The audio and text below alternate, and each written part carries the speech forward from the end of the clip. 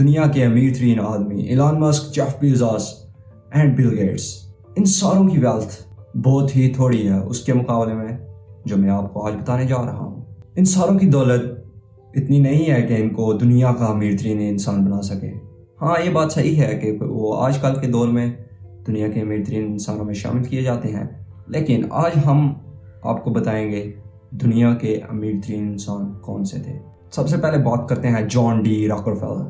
یہ ایک امیر ترین self made انسان تھے۔ ان کی دولت ایک ایسٹیمیٹ کے مطابق $400 بلین بنتی ہے، اور وہ بھی کافی بڑی اماؤنٹ چیریٹی میں دینے کے بعد۔ جان ڈی راکفیلر ایک بہت ہی بڑے گھرانے میں پیدا ہوئے، اور جان ڈی راکفیلر کا باپ ایک کون مین تھا، تو اس کو بچپنے سے ہی اپنی فیملی کی مدد کرنی تھی، تو اس کے لیے اس نے شروع سے ہی کچھ اور جابز کرنا شروع کر دیں، جیسے کہ آلو وغیرہ اور کینڈیز وغیرہ بیچنا۔ یہ ساری چیزیں اسے کوئی خاص نفع نہیں دے رہی تھیں، لیکن پھر بھی وہ محنت کرتا رہا۔ اس کے بعد اس نے اتنا پیسہ سیو کر لیا کہ لونز دینا شروع کر دیے اس نے لوگوں کو، اور جب وہ 16 سال کا ہوا تو اسے اسکول سے نکال دیا گیا۔ تو اس نے اپنی پہلی job as a book keeper شروع کی، تو اس سے وہ تقریباً 50 سینٹس پر ڈے کماتا تھا۔ 2 سال وہاں پہ کام کرنے کے بعد اس کے باس نے اس کی سیلری نہ بڑھائی، تو اس نے وہاں سے کام چھوڑ دیا اور اپنا بزنس شروع کر دیا۔ اس کا گول تھا کہ اس نے $1000 کمانے ہیں۔ اس کی پہلی جاب نے اسے بہت کچھ سکھا دیا تھا، اور ایکسپیرینس اور ریپوٹیشن اس کے پاس تھی۔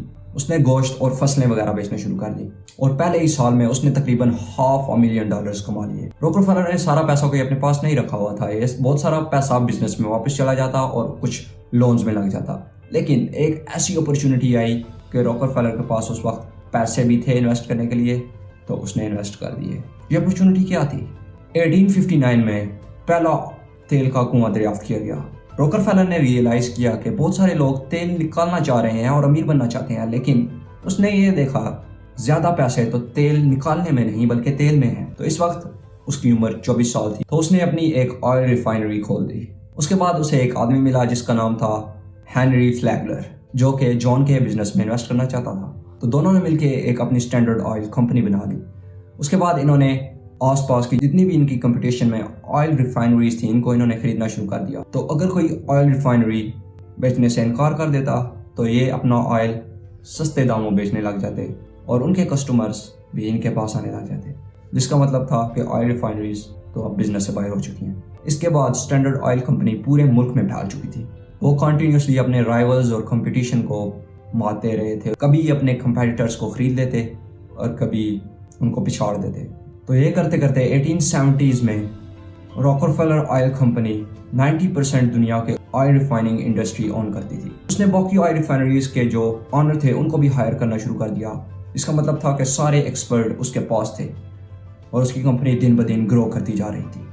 اس کمپنی سے راکفیلر اتنا امیر ہوا کہ اس کے پاس اب 20,000 تیل کے کنویں اور 1,00,000 سے بھی زیادہ ورکرز تھے، جس کا مطلب ہے کہ اس نے ایک بہت ہی بڑی امپائر کھڑی کر دی تھی۔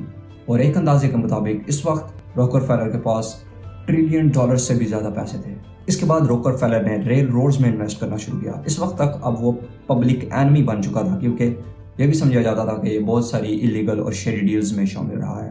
اس طرح کی مونوپولیز کو ختم کرنے کے لیے شرمین اینٹی ٹرسٹ ایکٹ پاس کیا گیا، جس کی وجہ سے اس کی کمپنی بہت ساری سبسیڈریز میں تقسیم ہو گئی۔ ان کمپنیز کے تقسیم ہونے کے بعد بھی راکفیلر کے جتنے بھی شیئرز تھے انہی کمپنیز میں رہے، تو جس کی وجہ سے یہ اندازہ لگایا جا سکتا ہے کہ اس کے مرنے تک وہ دنیا کا امیر ترین آدمی رہا۔ اب ہمیں دنیا کا امیر ترین آدمی دیکھنے کے لیے وقت میں پیچھے جانا پڑے گا، اور یہ بات یاد رہے کہ جب ہم 10ویں صدی یا 12ویں صدی کی بات کرتے ہیں تو اس وقت کے لوگوں کی دولت آج کے مقابلے میں کمپیئر کرنا اور اس کا اسٹیمیٹ لگانا بہت ہی مشکل ہے۔ جیسا کہ آج ہم کہہ سکتے ہیں کہ ہینری فورڈ کی دولت $200 بلین تھی 1947 میں جب وہ مرا، کیونکہ اس نے فورڈ موٹرز کار بنائی تھی۔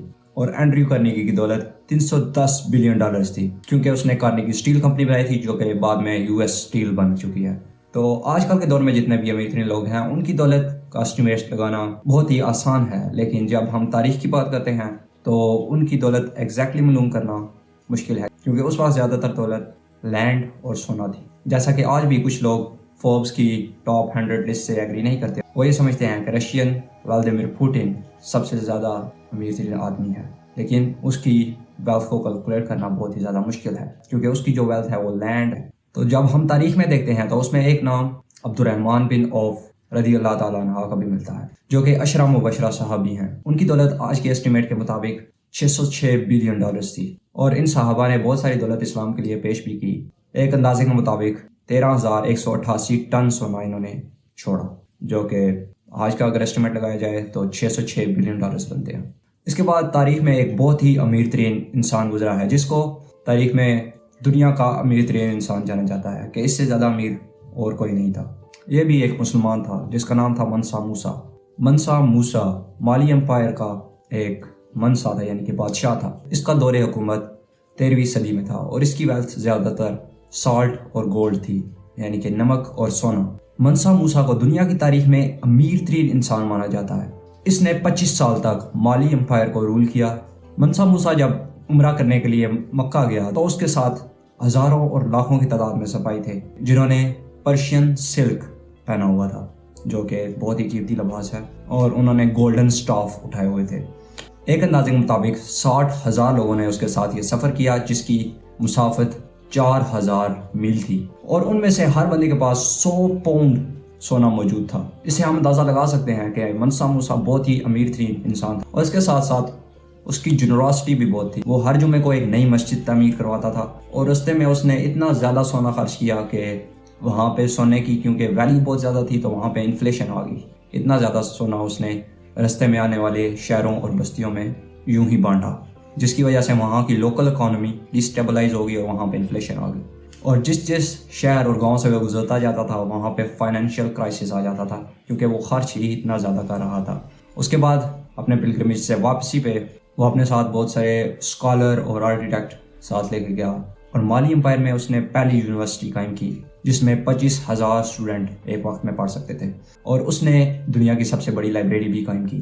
اور اس کے دور حکومت میں مالی امپائر میں 3 گنا اضافہ ہوا، اور مالی امپائر بہت زیادہ پھیل چکی تھی۔ اس کے ساتھ ساتھ جتنی بھی چھوٹی چھوٹی دوسری امپائرز تھیں وہ مالی امپائر کے ساتھ جڑنا شروع ہوگی تاکہ ان کا فائدہ ہو سکے۔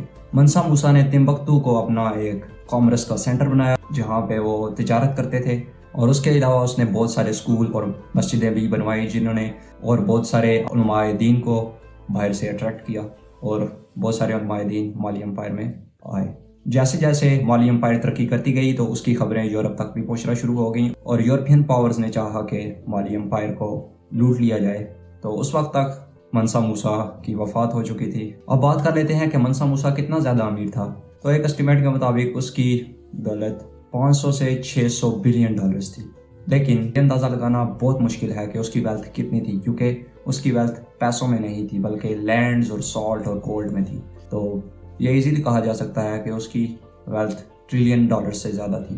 اور جیسا کہ ہسٹورینز نے ابھی تک فائنڈ نہیں کیا کہ صدیوں پہلے جو لوگ گزر چکے ہیں ان کی ویلتھ کو آج کی دولت سے کیسے کمپیئر کرنا ہے، تو دنیا کا امیر ترین آدمی کون ہے اس پر بھی اور زیادہ بحث کی جا سکتی ہے۔ جیسا کہ چنگیز خان، جو کہ منگول امپائر کا خان تھا، اس نے بھی تقریباً آدھی دنیا پہ قبضہ جما لیا تھا، اور اس کی دولت بھی لینڈ ہی تھی۔ چنگیز خان نے 12 ملین اسکوائر میل کی زمین کو فتح کیا تھا۔ چنگیز خان نے 1206 سے لے کر 1227 تک حکومت کی، اور بہت سارے کنگڈمز کو شکست دی اور ان کو اپنے قبضے میں لے لیا۔ یہ بہت ہی ایک برا طریقہ ہے دولت جمع کرنے کا، لیکن اس نے جمع کی، اور اس کی دولت ایک ایسٹیمیٹ کے مطابق ٹریلین ڈالر سے بھی زیادہ تھی۔ اور اسی طرح ایک فائنل بندہ جس کو ریچسٹ پیپل ان ہسٹری کی لسٹ میں شامل کیا جا سکتا ہے، اس کا نام سیزر اگسٹس ہے۔ وہ پہلا رومن امپائر تھا 27 BC سے لے کر 1480 تک۔ ٹائم میگزین نے ایک ایسٹیمیٹ لگایا ہے کہ اس کی نیٹ ورتھ 4.6 ٹریلین ڈالرز تھی، کیونکہ وہ پرسنلی پورے ایجپٹ کو اون کرتا تھا۔ لیکن اتنا پیچھے ہسٹری میں جا کر ایک پورا فکس اسٹیمیٹ لگانا بہت ہی زیادہ مشکل ہے۔ اور جیسا کہ جتنے بھی نام اس ویڈیو میں ہم نے پیش کیے ہیں، ان ساروں کی دولت ایلان ماسک اور جیف بیزوس سے بہت ہی زیادہ ہے۔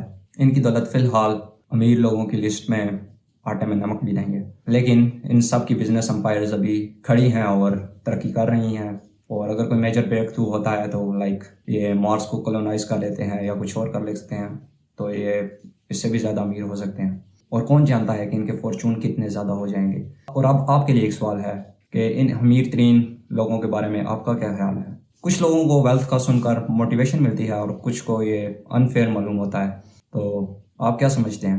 لیکن میں ایک بات آپ کو بتانا چاہوں گا کہ آپ کی کوالٹی آف لائف، آپ کی زندگی کا رہنے کا طریقہ، جیسے کہ ہم کو بہت سارے antibiotics, electricity and internet کی سہولیات موجود ہیں یہ ان لوگوں کو موجود نہ تھیں. تو یہ کہا جا سکتا ہے کہ ہماری کوالٹی آف لائف ان کی کوالٹی آف لائف سے بہت زیادہ بہتر ہے، باوجود اس کے کہ ہمارے پاس بہت زیادہ دولت نہیں ہے. تو ہمیں بس شکر گزار رہنا چاہیے اور اپنے پروردگار کا شکر ادا کرنا چاہیے. اور مجھے امید ہے کہ آپ کو یہ ویڈیو بہت ہی اچھی لگی ہوگی اور آپ نے بہت ساری ویلیویبل انفارمیشن اس سے حاصل کی ہوگی. تو اس کے لیے سبسکرائب